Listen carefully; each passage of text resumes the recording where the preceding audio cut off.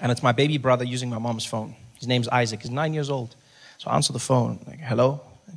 Hello, Trevor? I say, hey, Isaac, what do you want? How are you? I'm fine, thanks. I'm also fine, thank you. I'm fine, thanks, and how are you, Isaac? I'm fine, thanks, and how are you? I'm fine, thank you. It's a pleasure. Trevor, are you busy? Yeah, sort of. Why? No, because Mom's been shot. I'm sorry, what? Yeah, Mom's been shot and we're at the hospital. Can you come? Mom's been shot. Okay, what do you mean? Okay, yeah, of course I can come. Okay, which hospital? Tell me that. And he tells me the hospital. I dropped off. Okay, can you come? Like, he's too polite for his own good. He's too, like, can you come? Like, what, I'm gonna have to slot shot Mom into my schedule? Just find, coffee at 2 and then PlayStation at 1. Okay, Mom, we'll try. Come on, can I come? Of course I can come. I'm panicking. I jump out of bed, I'm running around, I'm trying to put my clothes on, some things are backwards, I don't even notice, I don't even care. Grab the car keys, but I'm looking for the car keys, running around there, losing my mind. I jump into the car, into the streets. As soon as I get out the gate, the tears start coming out. You can't even control it. You're just there driving, and all of a sudden, it's just...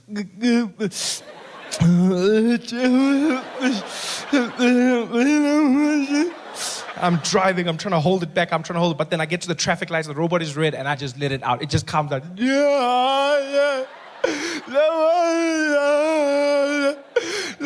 No, don't watch my window. No. Hey, no, hey, no, no, And there I am, driving to the hospital like a madman. I get there, jump out the car. My brother's standing there, the emergency section. I see him outside. He's just standing like nothing happened, looking around. I go, Isaac, what happened? He's like, Mom's getting shot. She's inside. So I'm like, okay, are you okay? He's like, Mom was shot, not me.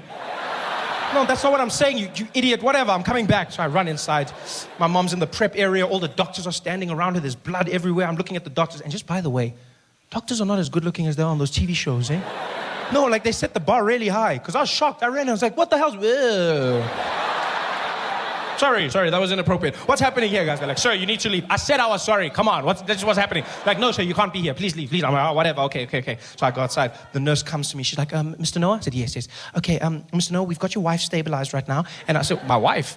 She says, yes, that's Mrs. Noah, right? Yes, that's my mom. Oh, I'm sorry. I thought, why would you think she's... Come on, hold on. You think I would... I mean, she's cool, but I mean, like, have you seen the girls? I should show you the picture. Oh, well, I'll show you the pictures afterwards. What's going on? She's like, okay, Mr. Noah, your mom's just been stabilized and we're going to have to start thinking about surgery. She's been shot in the head and she's been shot in the lower buttocks region. This is a very serious thing. I'm like, yes, it is. Okay, so what's happening? Well, we just found out that she doesn't have medical aid. So what? She says, yeah, she doesn't have medical aid. Now, my mom always had medical aid, always. But now it turns out she canceled it a few years ago. I didn't know this. She canceled it because she never gets sick. You know those people? I just never get sick. I never get sick, Trevor. I never, ever get sick. I don't know why I have this. I never get sick. Yes, but you didn't think of bullets.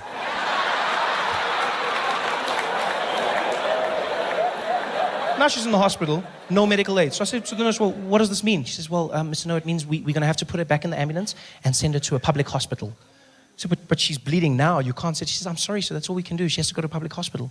Now I'm panicking. I mean, public hospital? Normally a good place to go. Normally, you know. But now what's happening is there's just misadministration of funds. Like money's going missing. You don't know what's happening. They don't have the right equipment. Now I'm picturing guys trying to fix my mom. There's the doctor. Give me a scalpel. We got a spare now.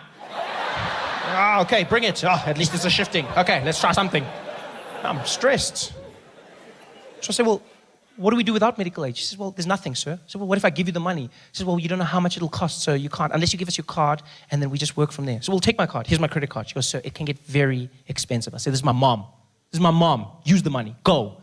She goes, you can tell me it's expensive. This is my mother we're talking about, you know? I realized through all of this, I've just neglected my brother. He's been standing there the whole time with his big eyes.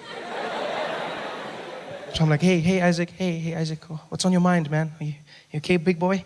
He's like, Trevor? Yes. Can I come to your house and play PlayStation later today?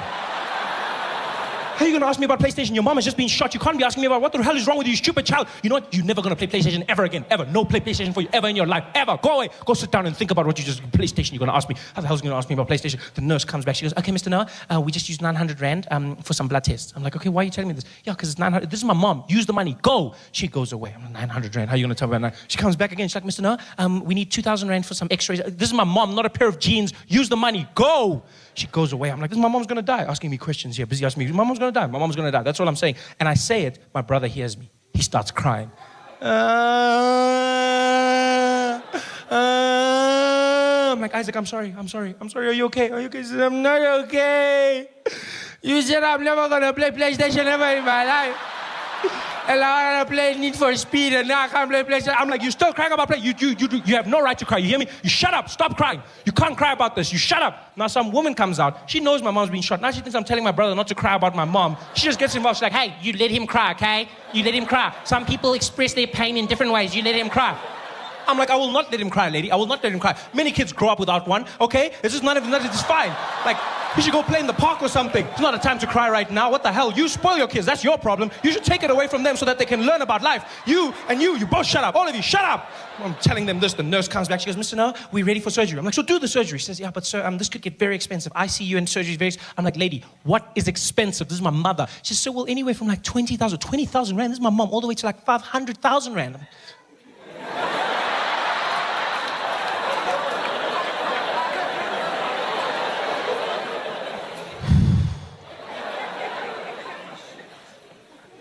Yo, but she's lived, eh? I mean, she's like, what, 56, 57? I mean, it's almost finished. I mean, you know? Even she says she's old. I mean, you know? And you said the bullet's in the head, and head, it's finished. Yo, because now that we need to pay for the funeral, and we need to buy scones for everybody, and this guy needs a PlayStation, you know? So, I mean, I don't know if... She's like, sir, we need the go-ahead, otherwise we can't do anything. I said, okay, well, use the card, just use the card. We'll handle the debts. She goes away. I'm stressed. Because I've seen this happen to people. Go into a hospital, you don't have enough money, use your credit card, next thing you're in debt for years, and the person could die. Yeah, the person dies. And when they die, the doctor doesn't give you your money back. No, he doesn't. Yeah, because he tried, and that's all he has to do. Yeah, you'll get there and be like, doctor, did you win? Be like, wah, wah. And your money's gone. That's all I was stressed about. But the most amazing thing happened. Turns out, my mother wasn't that badly hurt. It was a miracle, really. The ass bullets didn't do much damage, because my family's gifted. The head bullets didn't hit anything vital, yeah? Other than the head, obviously. But it missed her spinal cord, missed the nerves, didn't touch the brain, went right through, missed the eye, hit the eye socket, and so deflected, and all it did was it cut a piece of her nostril off, just one side, and the bullet went out clean. Which means she didn't have to go in for intensive surgery, and her recovery was only a week. Yeah, a week, which was fantastic, because that means the bill was only 24,000 Rand. I mean, and she's alive, yes, but the bill was only 24,000 Rand. This is great, really great, because 25 was my cutoff. So, you laugh, but that's how much I've calculated I'm willing to pay my mom back for all the Ultramel custard I've consumed in my life. Everything else, none of my business, eh? Food, clothes, schooling, all of that stuff, I'm not paying. I hate it when parents say that to their kids. You know how hard I have to work for your bloody school and your clothes? I didn't ask to be born, that's your job. Please. You handle that. I asked for the Ultramel, we can keep a tab. Don't involve me in your things. And that's what I calculate, 25,000. Yeah, I would have been there, 24,750. I would have been there at the doctor. Eta. It's fine, my man. No, stop. No, you tried. You tried, man. It's cool. No, you tried it. No, just switch off there. Switch off. How much? 250 left. Yeah, we'll pour petrol or something. It's fine. Just switch off there. You tried. Yeah. It was fantastic. I told my mom about the 25. She laughed. She didn't know I was serious.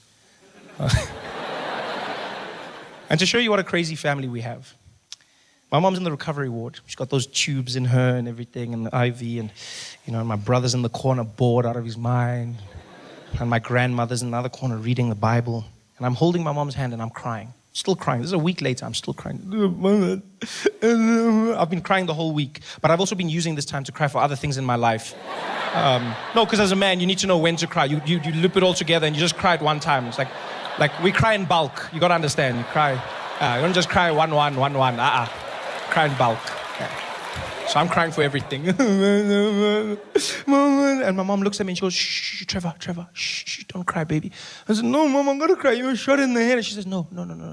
Look on the bright side. I said, what bright side? She says, no, at least now because of my nose, you're officially the best looking person in the family. I was like, oh, by default.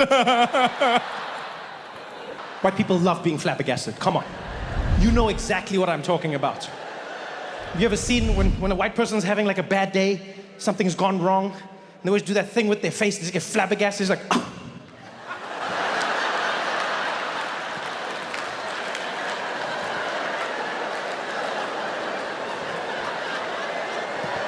White people love being flabbergasted. You'll see it in supermarkets all the time. There's like a long line, right? Like only one cashier is open. Everyone's standing there patiently. There'll always be one white person who pops out like, why don't they open the other? Are you serious? Why don't they? Are you? The only thing white people love more than being flabbergasted is finding another white person to flabbergast with. Have you seen that? Yo, whenever that happens, magic. It is absolute magic. A white person will be flabbergasting. They'll make eye contact with another white person, and then they'll flabbergast together. It's like they Voltron their flabbergasting into a super flabbergast. You see them look over and just be like, oh, are you seeing it? I know.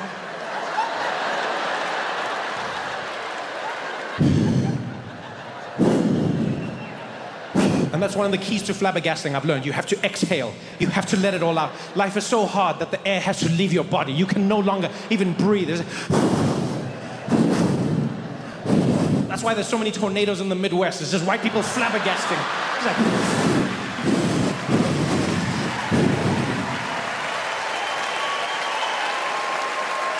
We don't celebrate our heroes enough in this country. So many of our heroes, we chastise them. We bring them down. It's jealousy, it's hatred. Umona. Heroes that we don't acknowledge. Greats. After Nelson Mandela, we always go, nobody else can live up to that. Yeah, but there's small levels of greatness. You don't even have to look far. For instance, our great sign language interpreter. Tamsanga. Yankees. The man who made it all happen. Huh? He was there at Nelson Mandela's memorial service. A service that the whole world was watching. And because of that, the service was translated to everyone all over the world. Translated into all languages, including sign language. And so Yankees was there translating for those who didn't understand. Unfortunately, he also didn't understand sign language. Which is a small problem. A problem that he didn't let stop him, people. Where others see obstacles, he saw an opportunity. People go, he's a con man. He's a bloody, how could he do something so deceitful? Yeah, you gotta go, how could he do something so deceitful? That man, Yankees, showed something so powerful. He's a role model to the children. Because he showed that you shouldn't listen to what people say you can or cannot do. If you believe in yourself and you work hard enough, anything is possible. People told him his whole life, they're like, Yankees, you can't do sign language. He was like, we'll see about that. Bitches. And he did it. He did sign language for the most powerful people in the world. Every single one of them, Yankees, was on that stage doing it and doing it well. Nobody even suspected him. Nobody. People were just like, he's doing his thing. People ask questions, where did he come from? Did he sneak? He didn't sneak in. He'd been the official sign language interpreter for the government for the last 5 years. Yeah, official for the last 5 years. And apparently before this, people have complained, but obviously the complaints fell on deaf ears, so nothing was done about it. And so he just carried on. And now he was here. The biggest event of his life, signing for the world, signing, just making it up. in the zone. Nobody I suspected. I suspected though. I did. No, I did. Let me tell you why. No. Let me tell you why. Not because I know sign language, but because I know my president. And if there's one thing that's specific, is when Jacob Zuma reads a speech, right? Jacob Zuma reads a speech. He's a very deliberate man. He's very calm. He's very measured. Takes his time. The rhythm is the most important thing. And Yankees didn't match his rhythm. I knew there was something wrong. You remember this. Zuma was there reading Mandela's Wikipedia page, right? And while he was reading, Yankees was doing totally different, like the rhythm was wrong. Zuma was there like, and thereafter, Nelson Mandela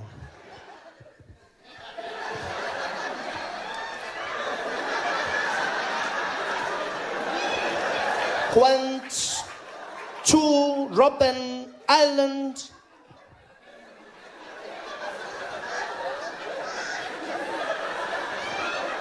for his imprisonment.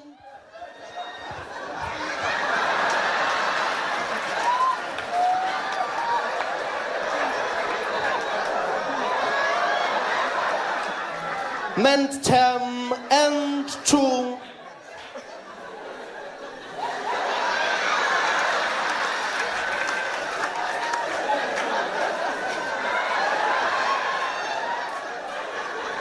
fight for the rhythm didn't match, right? Zuma was on page 1, that guy was on like page 17 or something. It didn't match up at all. It's almost like Zuma was translating sign language for us. That's how slow it looked. Sorry, I haven't practiced, guys. It didn't match up. None of it. But Yankees did it. He stayed there in the face of adversity and he fought. Yeah, he did sign language for everyone. We've got to ask ourselves questions as well as South Africans. We don't ask enough questions. For instance, did nobody think to ask him how he could speak every single language in the world? Every leader came from countries everywhere. They spoke in their language. Yankees translated for everyone.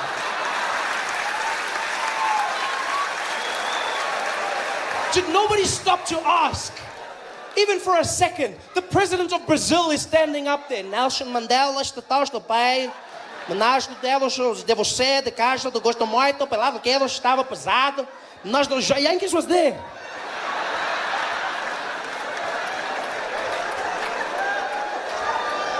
Did no one say, hey Yankees, you can speak Portuguese? I'm in the zone, Baba, I'm in the zone. I'm in the zone.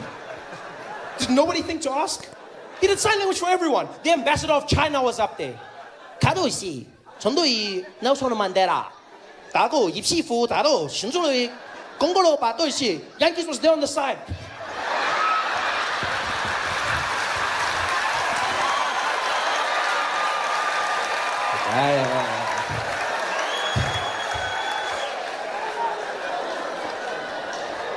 He just made it up. He made everything up. And he did a great job at it. He did a great job. But then, like a true South African, he just took it too far. Enough wasn't enough. That's our problem in South Africa. That's all it is. We don't know when to stop. We take it too far. The same thing happens with tenders, all of these things.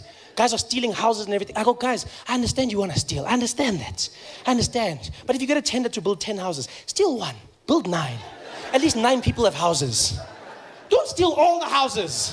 Somebody's going to notice. And then you can't steal more houses. But no, we want it all in South Africa. We take it one step too far. That's what Yankees did. He had done it for everyone. He'd done a great job. The best fake sign language the world had ever seen. He had gotten away with it too. Until Barack Obama came up to speak.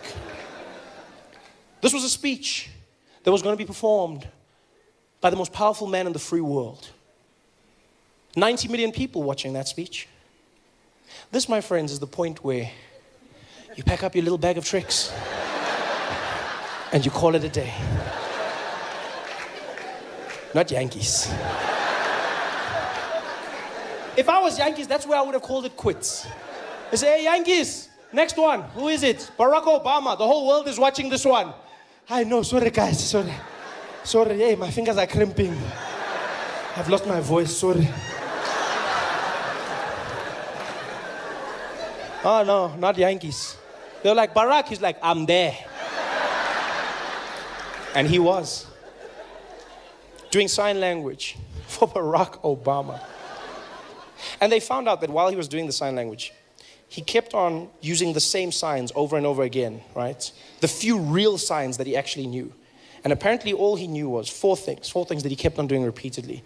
And those things, they asked afterwards, real sign language interpreters, they found that he was doing this, right?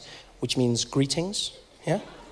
Greetings, he kept on doing that. Another one he loved doing was circle, yeah? Yeah, circle. One of his favorites was smoking, yeah? And every now and again he'd go, get a little bit of that. That's all he did, over and over again. Can you imagine that? Nelson Mandela's memorial, Barack Obama pouring his heart out. There he is, Barack Hussein Obama. And Yankees.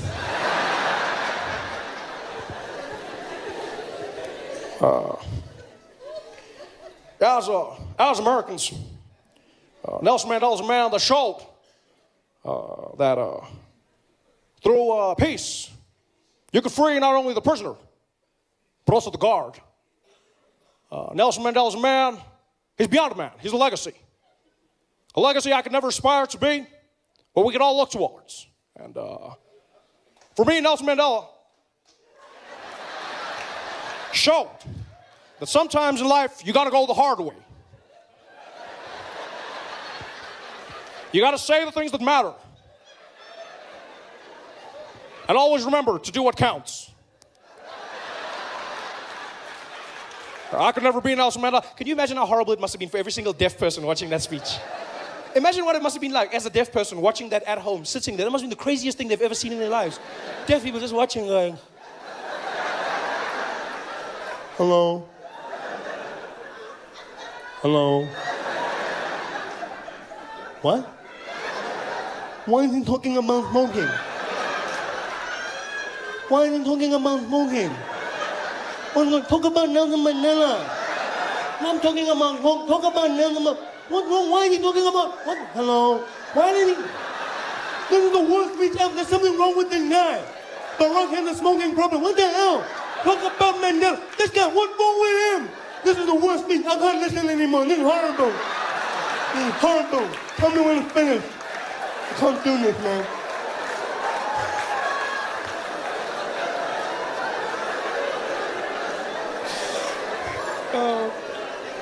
That speech must have been ridiculous. By the way, that's only the second time I've ever told a joke about deaf people, ever. Only the second time. Told one joke when I was starting out in comedy and then I stopped because I believed you shouldn't make jokes about disabled people. It's the wrong thing to do. It's wrong, you know. And I never did it again until one day my life changed. I got asked to do a show in Sun City. I was asked to do a show. Sasol was organizing a going-away party for the South African Paralympic team when they were going out to London. And so they invited me. They said, Trevor, we'd like you to come and do a show to perform for Ama Kroko Kroko. We'd like... Oh, you forgot. You forgot that that's the name we gave our Paralympic team. Not a nickname. That was our official name. We had Ama Pogo Pogo, Bafana Bafana, and Ama Kroko Kroko. We called our Paralympic athletes Ama Kroko Kroko, which means the broken things. A bunch of crocs. That is the worst thing you can call a disabled person ever. Ama Kroko Kroko. That is what we call. You got Ama Kroko. That's probably what Reva said to Oscar that night. That's the only thing I can think of. Don't you call Ama Kroko Kroko? Ah! Ama. So anyway, I was doing a show for Ama Kroko Kroko, right? And because I'm there, I did no jokes about disabled people or anything that could be seen as offensive. I did nothing like that. And after the show, I was meeting some of the guys. Everything went well. And one of the athletes came up to me, and I'll never forget this till the day I die. He came up to me, and he was partially deaf. And he introduced himself, and he was a fan, a great fan. And he was like, hey, Trevor, hey, man, how are you?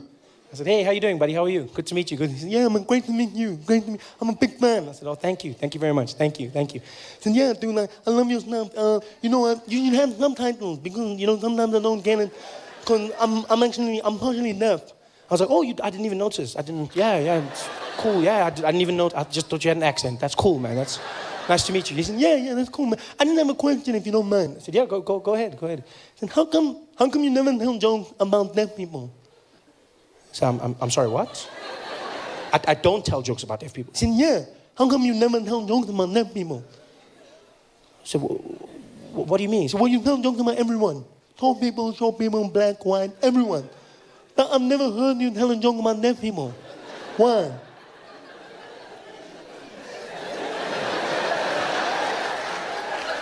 So you've never heard me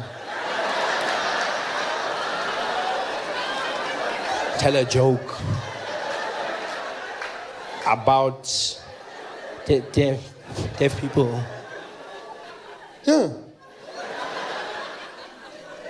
No, man, not like that, you stupid.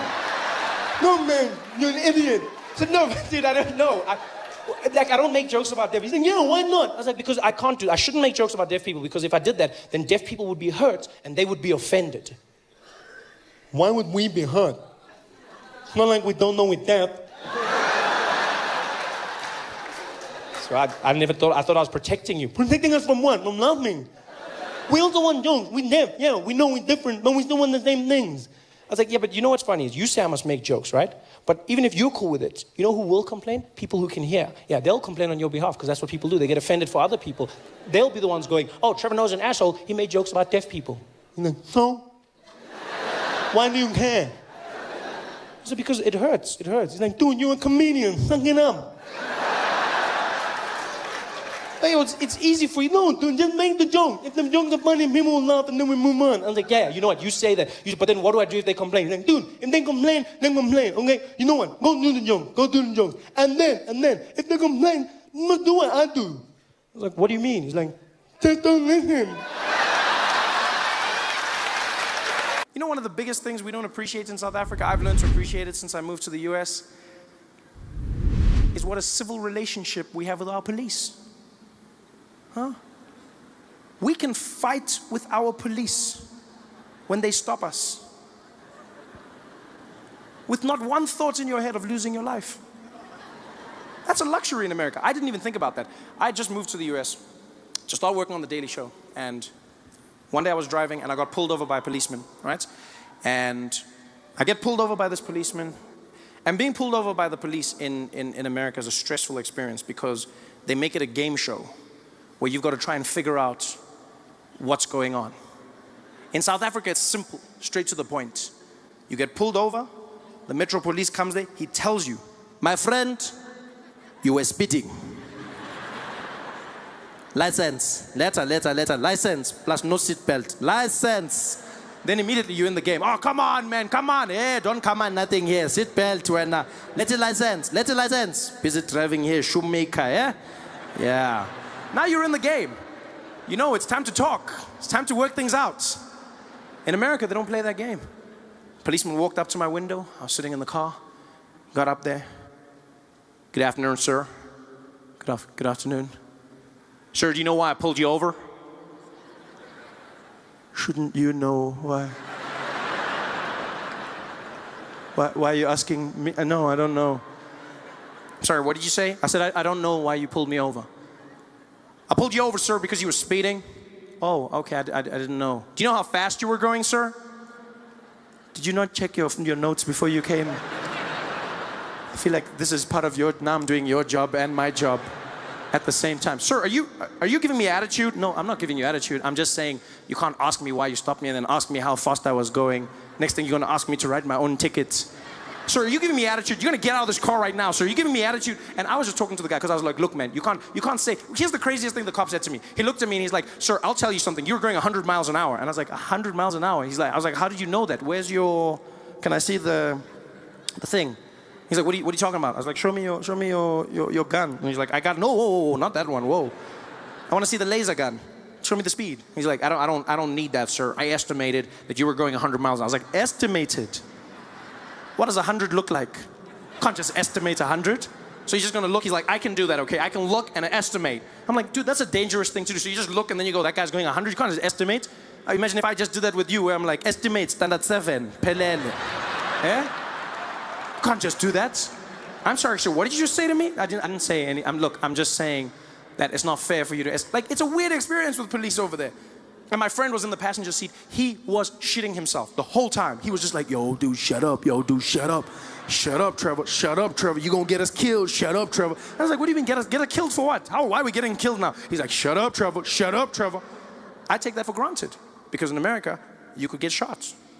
You know, and you read stories and you see stories of black Americans getting shot, and that is true, they get shot at a disproportional rate, but white Americans also get shot by the police all the time. White police in America, police in general in America, are trigger happy. They don't play games. It's all racism, it's just police as a whole. Shoot first, ask questions later. There they are. You! Freeze! Did I get that order right? We take for granted the relationship we have here. In America, you read stories of people getting shot because they pulled out their wallets. In South Africa, you'll get shot because you didn't pull out your wallets. We're always talking. That's my favorite thing about South African police, is that you feel like you're part of what's happening. Pull over, the cop comes there. How are you, sir? I'm fine, how are you? Yeah, I'm fine, yeah? I don't know if you saw here. Let me just show you. Can you see here? Check the numbers. Check the numbers. See that one there? Top score. Yeah? See there? Top score, yeah? See that number there, yeah? Yeah. What does that number say? Then you're like, it says 160.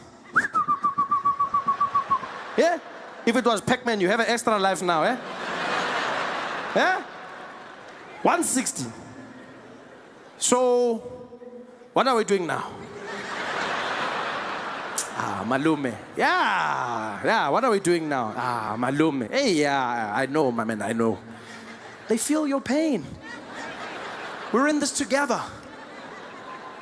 I almost feel like we need to send South African police. We need to send South African police to America, just so that Americans can learn what it's like to have a functional police force that's not always threatening to end your life. You know? A police force where you can communicate, where you can air your differences without fear of mortal retribution. Wouldn't that be great to have Americans in sticky situations? There they are at a standoff. The police pull up. Woo! Woo! All right, we're gonna hand you over. We've got a Sergeant Matabula here. He's a specialist from South Africa. We're gonna hand you over. Hello? Hello, sir, how are you? Man, I ain't coming out. Yeah. I'm greeting you. I said, how are you? Don't just shout here, we are talking. How are you? I'm fine, man. Thank you very much for asking. How are you? I'm doing good, thank you very much. Okay, what's going on here, my brother? Look, man, that shit y'all trying to pin on me, it ain't true, man. I'm innocent. Okay, so just come out and we can talk. Nah, man, I know how this shit goes down. Y'all gonna kill me or I'm gonna spend the rest of my life in jail. That's not true. That's not true. Just come out, we can talk. I know what y'all gonna do, man. I got two options. I'm gonna die or I'm gonna spend my life in jail. There's another option. It involves a cold drink.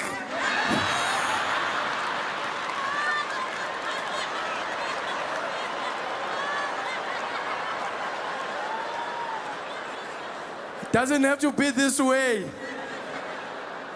I just got back from Atlanta.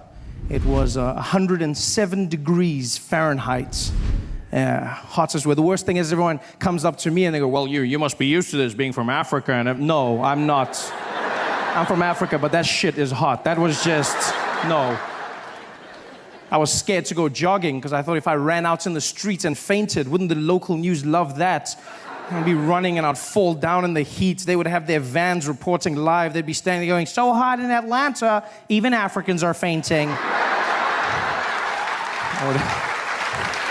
So I'm enjoying this. Really happy to be here, you know.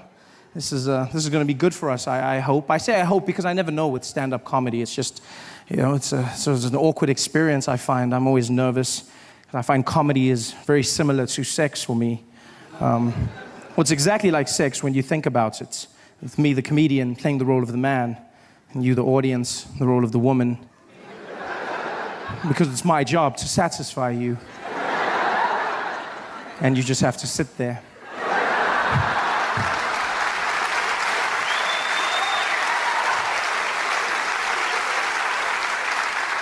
And then, just like sex, my success or failure will somehow be determined by how much noise you make during my performance. Which makes it a one-sided affair, I feel, you know? I mean, maybe you're the quiet type. I hope we have magic tonight. I hope we create something wonderful. I mean, for many of us, it's our first time together, and that means it might be awkward. I understand this. And if that's the case, I want you to know that I'll look into your eyes, I'll see that I'm freaking you out, and I'll stop. I'll stop, and I'll flip you back over, and we'll go back to the simple stuff. Okay?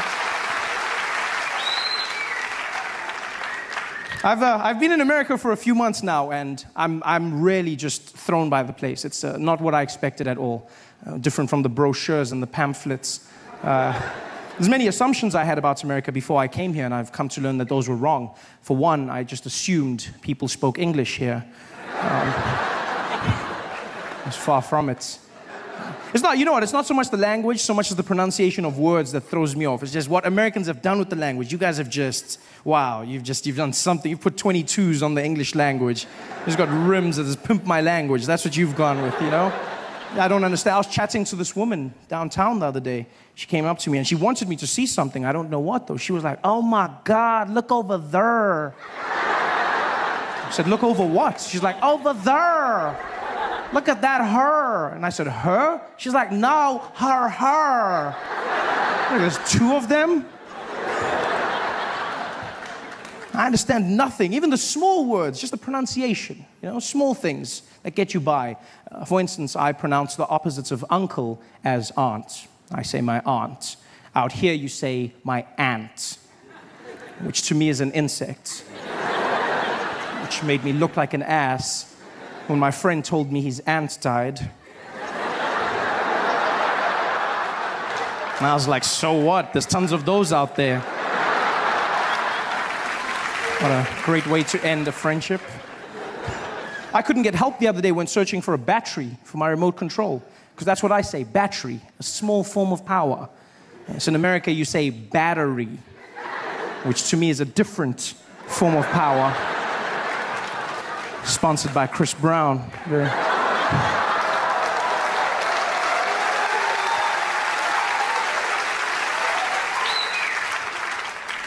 And you know what to understand? We live on different sides of the globe, so it's fine. The language will evolve. This is something I've come to understand. But I hope I change one thing in your hearts forever. Just one thing. And that is that animal in the wild that looks like a horse. It has black and white stripes.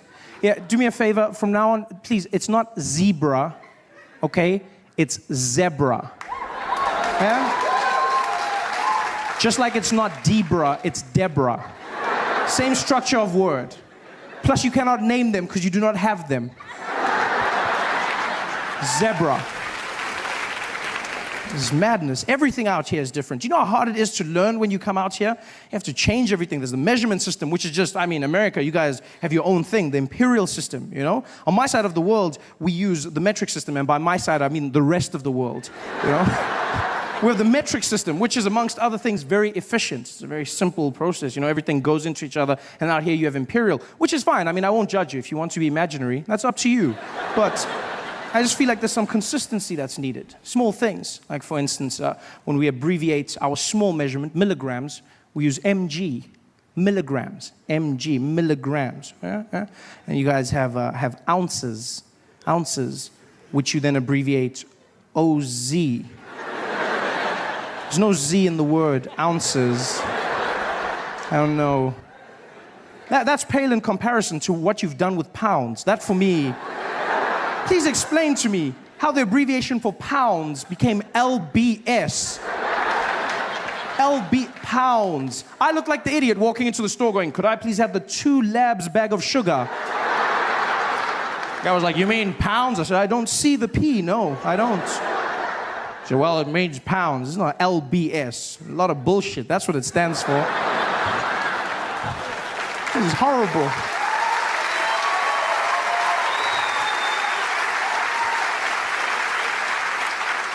In fact, it's crazy. You do realize the imperial system is so inefficient that even American drug dealers have switched over to metric.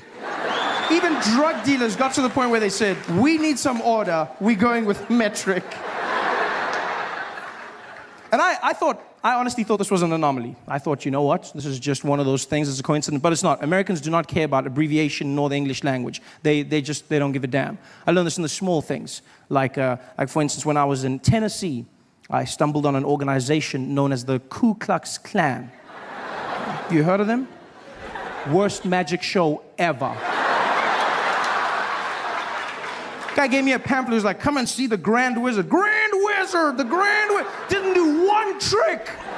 Not even one trick. I mean, I noticed a few black people disappear, but I mean, that's not magic. No, that's just Reaganomics. I wasn't impressed by that. Like, where's the magic? I sat there forever. These guys running around in their sheets. Yeah, the KKK, as they're affectionately known. Has nobody bothered to tell them ever that you do not spell clan with a K? Nobody stopped. Even in America, clan is spelt with a C. The Ku Klux Klan, they're the KKC, not the KKK. You realize that? Ku Klux Klan. The C. In fact, the name is wrong. The whole thing, the Ku Klux parts of it, that's just horrible because they got that, as you know, from ancient Greece. It was Ku Klux Alphion, meaning a circle of brothers. And that's how they got their name. They called themselves a Greek circle of brothers, which is wrong for two reasons. One, if your sole purpose as an organization is to hate black people, don't you find it strange that you've now named yourself the Circle of Brothers?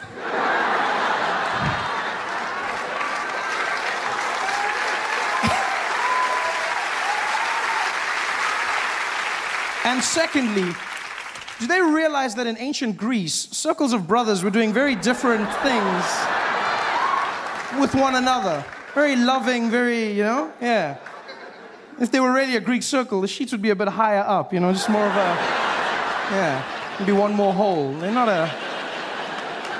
The newspapers say that. He's famous, so now people treat you like you're famous. They start saying weird things to you. Strangest things people would say to me. Trevor, well done on everything, eh? Congrats.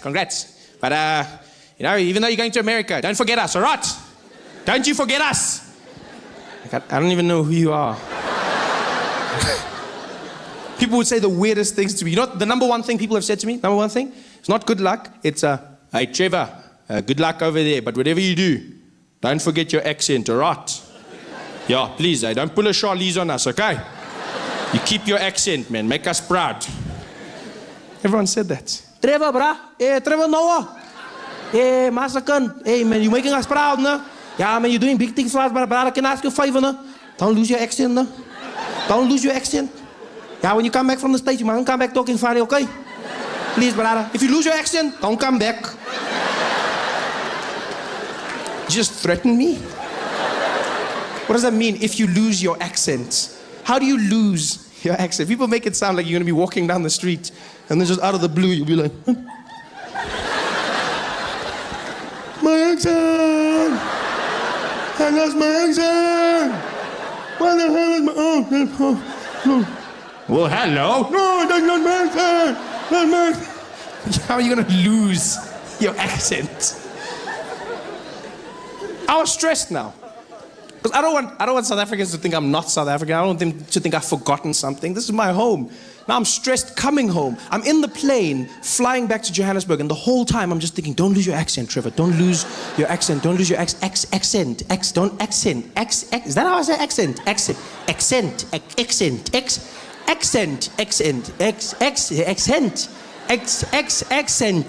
By the time I landed at OR Tambo, I was losing my mind. I walked in arrivals, the woman was there at customs. Welcome back to South Africa, sir. I was like, yes, I'm back. Same old Trevor.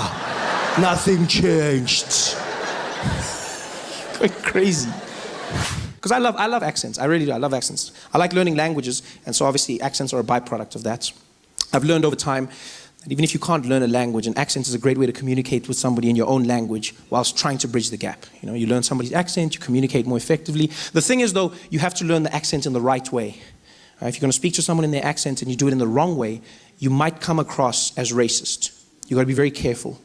about this. White people in South Africa often fall into this trap. Yeah. It happens at petrol stations quite a bit. See people driving in with their friends, talking normally, sitting in the car. So, I mean, if we get all the numbers together, marketing should be behind this. It should be a breezer, HR's stepped up, and it's going to be a great year end. Look, we try and make sure that sorry, hold on. Hello, Baba! Hey, sharp man! Please put Lapo full tanky, eh? 95, unleaded, yeah. Also check our tires, eh? Pressure, pumpy, not too much, eh? 2.2, okay? Yeah, good jobby, yeah, sharp, donkey boss. Don't do that. He's a grown man. He's been pouring petrol his entire life. He knows what you need. Just talk to him like a normal human being. That's the thing people don't understand. Speak to him like a normal human being. I used to get so angry whenever I'd see white people changing their accent when they talk to black people. I get so angry. I was like, are all white people racist? Is that what it is? You're racist? And then I learned. Life taught me not to be so quick to judge. Yeah, I learned a valuable lesson. I was driving to Gold Reef City one day, into the backstage area, and the security guard came out to the boom, and he was like, hey, how are you, sir? Is your name on the list? I said, yes, how are you, Baba? My name is Trevor. He's like, okay, Chabal. I said, no, Trevor. He's like, oh, sorry, Chabal. I said, no, Trevor, Shalva. Trevor, Shalva. Trevor, Shalva. Trevor, Shaval. Trevor, Shaval.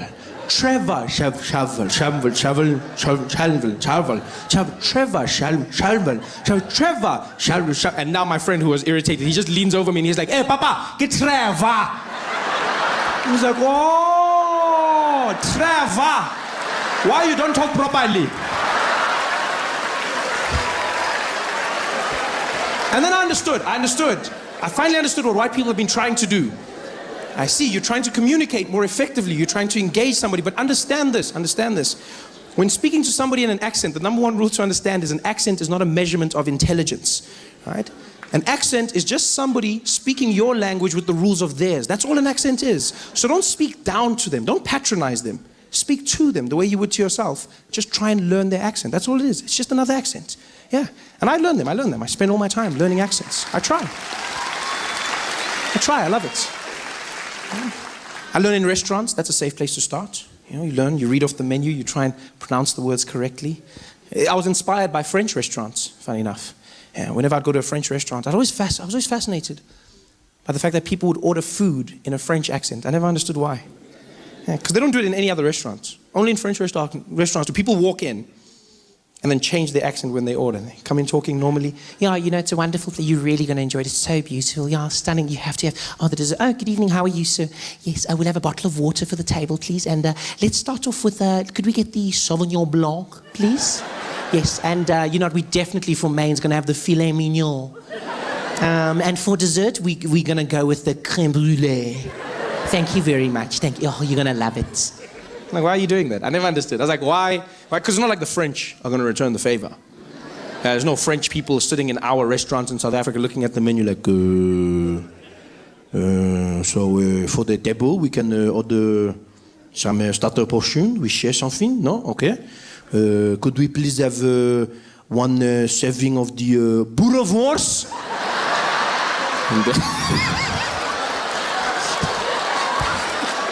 That's not going to happen. I'll never forget, I met an American in South Africa, and he said to me, well, Trevor, it's funny you say that, because if you come out to America, they'll label you as black. I said, really? And he was like, hell yeah. Oh yeah, everybody's black out there. And I was like, wow, well, I want to be black.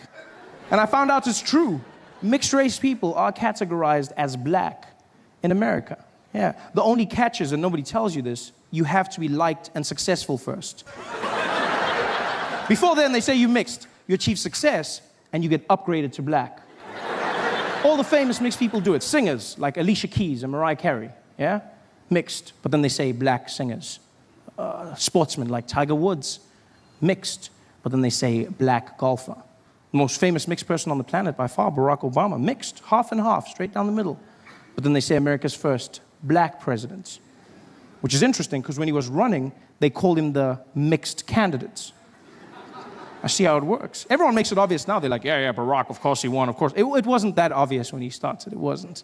I remember comedians coming out. They used to diss him. Guys would come out on stage and be like, man, how many of y'all seen that crazy-ass mixed fool running for president? Y'all seen that mixed fool running for president? What you gonna see? Ain't no mixed fool gonna be president of the United States of America. Ain't no man, which white people gonna be voting for a mixed fool? Even a black man can't win shit. Even a black man can't. How some mixed fool think he gonna do it out? Man, that mixed fool, that crazy-ass mixed fool. How some mixed fool, that mixed fool? And then he won, and all of a sudden they were like, my nigga. So...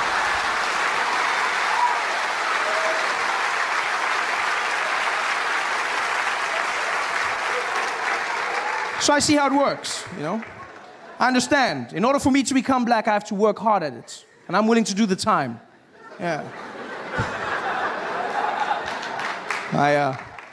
I took the first opportunity I could. Bought myself a plane ticket from South Africa, and I said, I'm going out to America. I'm going there, and I'm going to be black. And I got on that plane. It was an 18-hour flight, 18 hours of non-stop flying. And I sat there in my chair, and I spent every moment practicing being black, just practicing. I was like, I'm not gonna mess up this black opportunity. I just sat there, just working through everything. I was watching every black movie and TV show, just going through it. Yeah. You know what I mean? Yeah. King Kong ain't got shit on me. Yeah. What you talking about, Willis? I was grinding it. You laugh, but 18 hours of flying, and I landed in JFK, and I was fluent in my black American. For shizzle my nizzle. I was walking around. I was so black, I was even laughing black. I was like, ha, ha, ha. Yeah. My man. Ha, ha. Should have seen me. It was like, oh, this you? That has to be the personification of cool, in my opinion. There's nothing cooler. Black Americans are so cool, they can make you feel good about yourself just by asking if you are you. You don't believe me? Get a black American man to come up to you and just be like, hey, yo, this you? Nah, this you? And you'll be like, I think it is.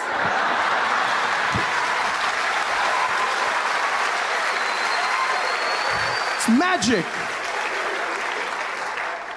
I was that black. Not just any black, but the coolest black in the world, and that's American black. I can say this with confidence, being from Africa. I know black. I'm well versed in the arts of black. I'm from the black factory. I mean it. I've seen every kind of black, from light black all the way to like navy blue black. I know black. And there's no cooler black than American black. Nothing cooler, you know? Because American black people, I mean, you just look at how much they've done to influence modern-day pop culture, you know? Small things and the big alike. You look at the music.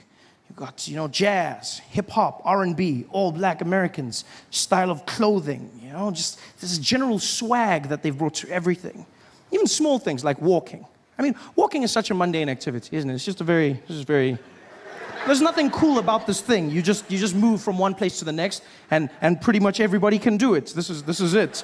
There's nothing. And then black Americans came along, and then they just added in that bounce, and then all of a sudden you look really cool. You just, you know, you look like you have a purpose. You've just got that.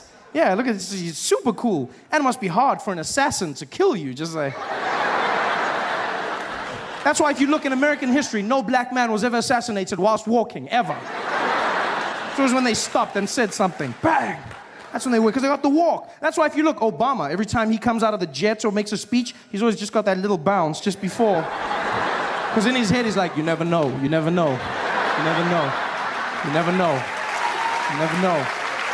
the walk. It's a cool walk. And by far, the coolest thing of all is the talk. I've listened to black Americans, and it's the most amazing use of the English language I've ever come across in my life.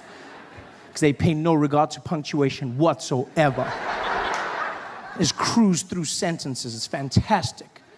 First time I had a conversation with a black American man was in Baltimore, Maryland. This guy walked up to me after the show. He didn't even walk. He just floated in. Just came up to me and was like, hey, yo, B. Hey, yo. Hey, yo, let me holler at you for a minute, man. Let me holler at you. said, okay. He's like, man, I ain't even gonna front, man. I ain't gonna front. I came out here, dude. I ain't even know who you was, man. I didn't even know I was out here at the show. I bought my girl. We was out there. You came out there and you were doing your thing. I was like, yo, man, I ain't even know they got them yellow bones out there in the motherland, man. I was like, yo, this kid better be funny, man, but I ain't gonna lie. You came out there, you was keeping it coming, keeping it moving. You was just beasting. I was like, all right, man, maybe this kid is the truth, yeah? This kid was doing his thing. He was keeping it out there. I started laughing. My girl was killing herself. I was like, all right, this mofo got flow for show. You know what I mean?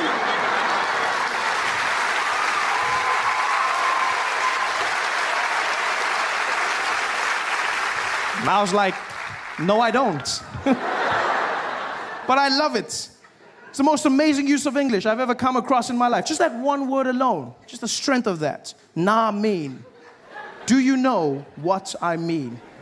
You nah mean? It sums it all up, doesn't it? It's just, neither question nor statement. It's just, like, why have we been wasting our time with syllables for so long? I don't understand. It was a crazy day today, you know what I mean? Yo, that shit was crazy, you know what I mean? It just flows, it's magical. It says it all.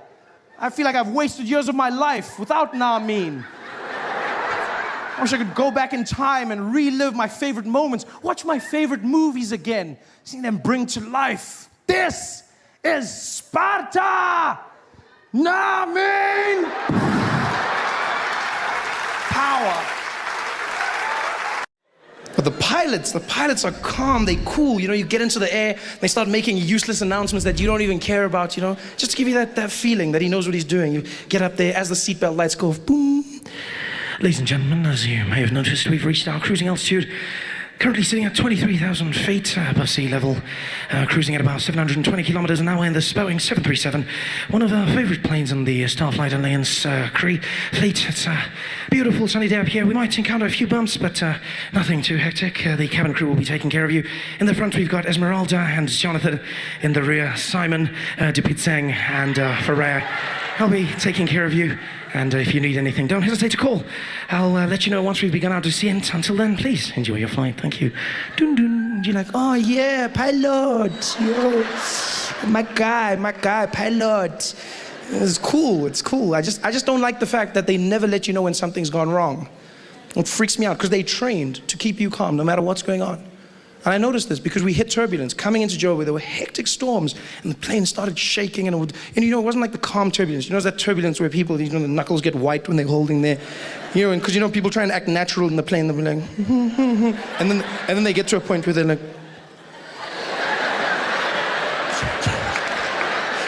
when that point comes, and like everyone is panicking, except the air hostesses. They're amazing. I love how they do it, Like you'll hit the turbulence, and be like, things are falling, the bags are hitting the sides of the compartments.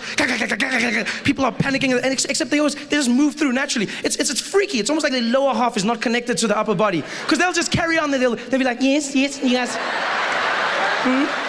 Would you guys like some coffee? Yeah. Okay. There you go. Be careful. It's hot. Thank you. Right then. Anything for you, sir? Yeah, okay. Okay then, just pass me a apple juice, all right, thank you very much. There you go. Would you like some ice? No ice, thank you. You know how they do it.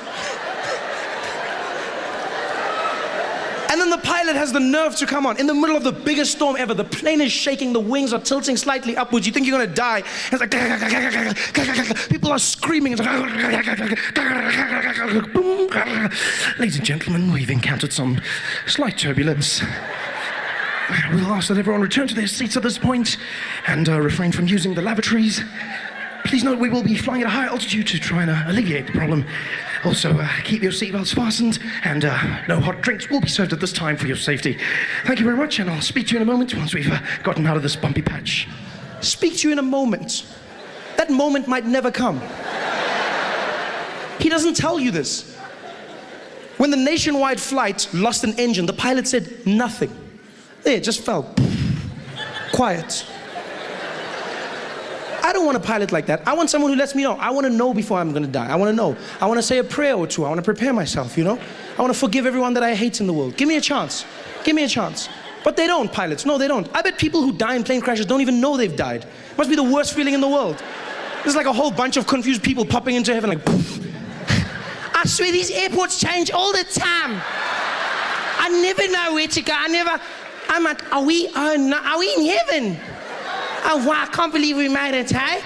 I can't believe, wow, this is amazing. And there's St. Peter at the gates, and he's like, come forward, please, come forward. Come forward. She's like, who you are? I'm St. Peter. How about you? Yeah, I know, many of people are shocked. Just come. I get that all the time. Just come.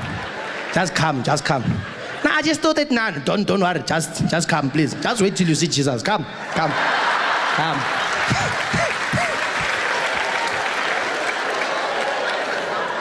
I don't want that. I want someone to let me know when I'm gonna die. Like taxi drivers. There's no person who dies in a taxi not knowing that they've died. Just before the crash, taxi driver will be like, yo! People walking into heaven like, yo, dead. Dead. Yeah, no, shonile la, we're dead. Gone. Ay. They know. Sometimes they survive the crash, but they still think they did. They're walking on the pavement, dead. You're dead.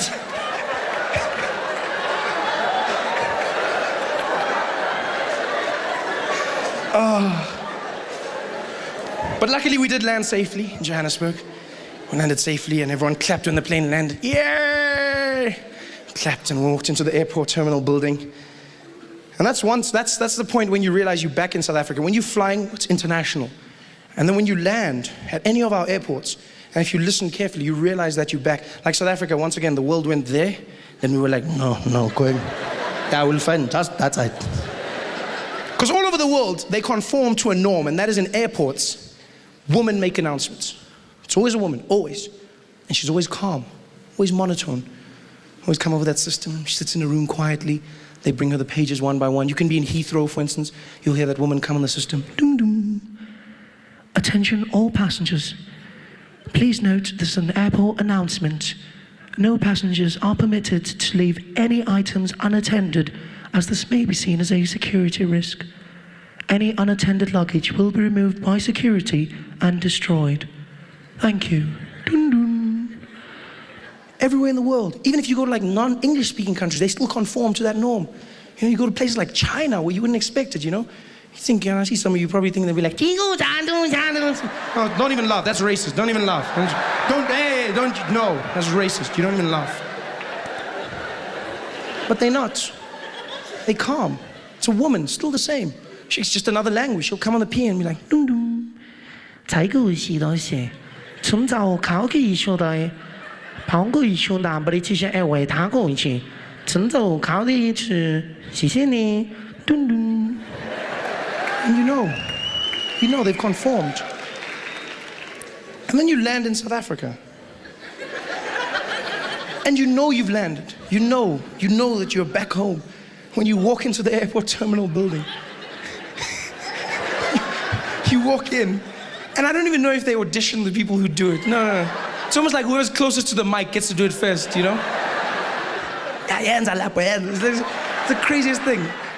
Luckily, 99% of the time it's a woman, but she'll come on. It's the craziest thing ever. As you walk in, she'll come and be like, dum dum. Attention all passengers. Attention all passengers. Hello, I'm talking to you. Hello. Yeah, all the people is like Kula.com. The plane is delayed. The plane was going on 2, it's going on 3. Yeah, all the people must just take a ticket for that one. You're going to have a problem, nah? Just take on that. If your ticket says 2, then it's going to be 3, nah?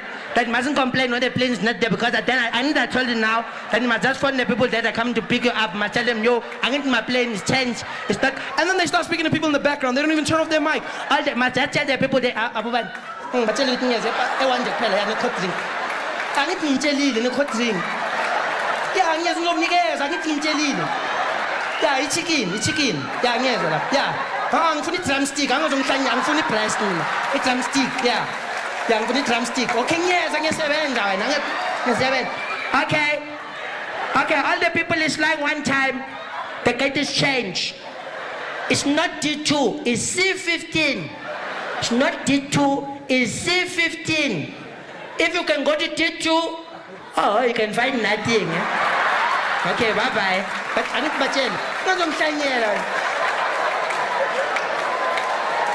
We've been traveling all around the country now. It's been so much fun, out in places like PE and Cape Town and East London, and recently went to Durban, which was a bit of a schlep for us. It was really hard because it was raining so much, and then on top of the flight delays that you have to contest with, there's also like overbooking, which is a problem. I don't know if you know what overbooking is, but basically it's a legal process where it's a practice rather where airlines book more tickets than there are seats on the plane.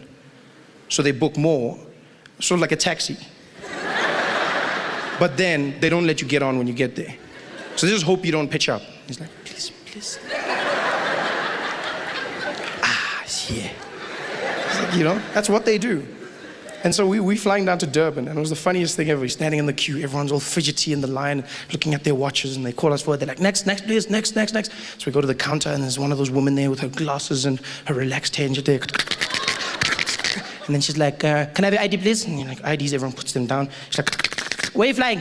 And we're like, Durban, please. She's like, Durban. Durban. Yes.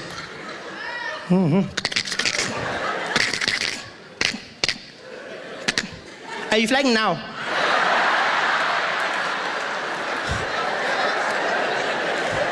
No, tomorrow, it's a practice run. Are you flying? And we're like, yes, we need to fly now. Okay. And then she starts typing frantically, which I never understand, because when I book my tickets, all I need to do is click. It's click, Joe, that one, click, Durb, that one, click, and then it does it all, and then she's there. I bet she wasn't even busy doing our tickets anymore. She's just like there, clicking. She's probably on like Facebook or something there, updating her status. Yo, another one, yeah. I'm dead.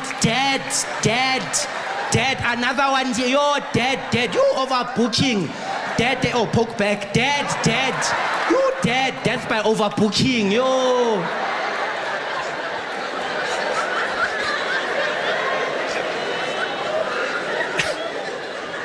Because of their faux pas, the airline is as kind as to upgrade us on the next flight to business class. They say, we're sorry about what happened. You go business class. I love business class, You get to go to a special lounge where everyone's very businessy. Yes. No, it is, because when you're in business class, you overhear conversations, and they sound totally different, You overhear people saying things like, yes, well, the mergers are coming along. I mean, if you look at the companies that are, people walking around, well, I mean, if the numbers are right, then we'll definitely get that stock portfolio going. And, people walking there, I'm in the kids of the situation to make sure that all the shareholders are happy, and then we'll present to management, and it's going to be a installment of what, you hear like businessy kind of stuff. Whereas when you're in economy, it's just like a huge group of people. You generally overhear conversations like, I thought you put it in the bag. You said you put it in the bag. What? It was on the table. I asked you to put it in. Why is it not in the bag?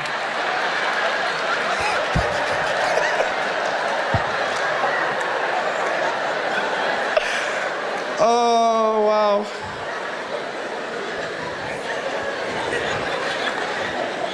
And so we're going through the airports, and then we go through security. And I love security in South Africa. It is the most chilled out security you will find anywhere in the world. It is. Like South African security is just like, we work on an honesty system in this country, The security guard, he's there to enforce, but it's more on honesty. It's like, look, it's up to you. This is the honesty place. This is where we all admit to our sins. Come forward. Do you have anything to declare? It's like that type of place. Overseas, when you come through customs, it's the craziest thing ever. You got to take off everything. You got to take off your shoes, and you take off your belt, and you can't wear a jacket or a hoodie or a cap or anything. You got to take off your rings and nothing, not even coins in your pocket. Even if you got like a big filling, then you're in trouble. Then and they'll be like, then you're like, but it's my teeth. And they're like, well, you're gonna have to do something. You're gonna, And then like colored people are like, excuse me, yeah.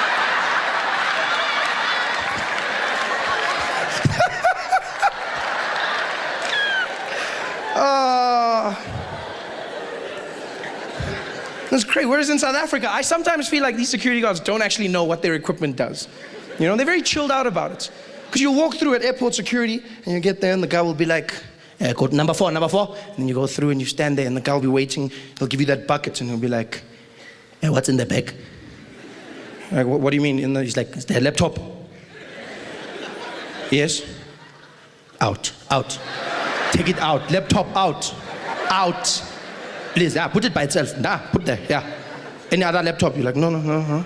Laptop out. Like, okay. What did you do? Okay, there it is. Okay. And my gun? No, it's fine. Just at the top. Yeah. Watching you. It's so much fun. And you walk through the metal detectors, which I swear either don't work or these people really don't understand them at all. You'll walk through metal detectors, and it's not just at airports, no matter where they are in this country. You walk through a metal detector, a casino, a school, government institution, you'll walk in there, and then it'll make that sound, but then I don't know if they know what that means, because you walk through and be like, beep, beep, beep, beep, beep, beep. And you see how security guards smile, because they get ready, because they're going to use the wand. They love the wand. You can see they wait the whole day. Yes, my time has arrived. Excalibur, I call upon you. It's like, what the hell's going on? Yeah, just stand there. Yeah. Pulls out his wand. You know those black ones, just pulls them out.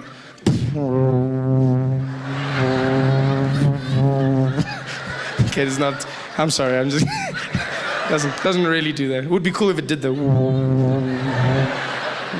Although it would be weird. It would be weird.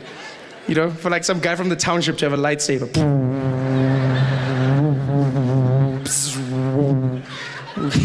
Wouldn't work at all though. It wouldn't. Imagine. Wouldn't be like Darth Vader. It would be like Braveda.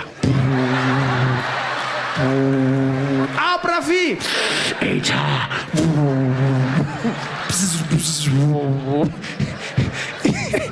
It would have been the worst Star Wars ever if it was in South Africa, wouldn't it? Like the critical point, the moment that made the movie would never happen if it wasn't a township in South Africa. Because which guy from the township would claim a child after that many years? Guy would be like, look. Yes, what is it? No, look there. It's your father.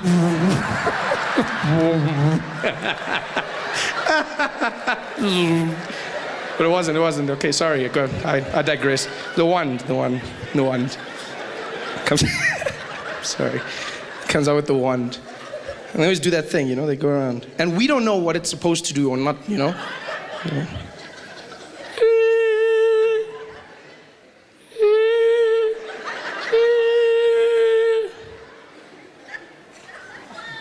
Any weapons? What was that for? Even if I had something, I'm not going to tell you now. Obviously, you have been defeated. Any weapons? No? Oh, okay. And that's it. We like work on the honesty system in this country. Everywhere you go. Like, I'd like to meet the genius who invented the honesty book. Ah, yes, the honesty book. Yes, the book of truth. No one can lie when they write in this book. Whenever you visit someone at a townhouse or office complex, we have the book of truth. Fill in the book before you enter.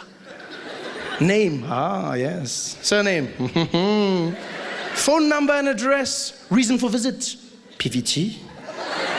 We'll just do that. Look at everyone else. PVT. And once I asked the security guard, I was like, what's the point of this? Why am I filling in this book? He's like, no, it's for security reasons.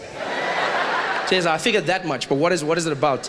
It's like, it's so that if you can do anything bad inside there, if maybe you can steal or kill someone, then we can find you.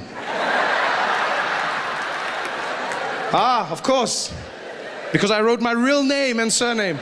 The honest killer strikes again. It's just ridiculous. I was like, okay, and then I kill someone, and then what are you gonna do? It's like, then you sit there, we can just phone you and tell you must come back. Yeah.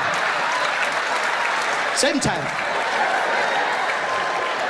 When you think about colonization, it is the strangest thing you can think about. Because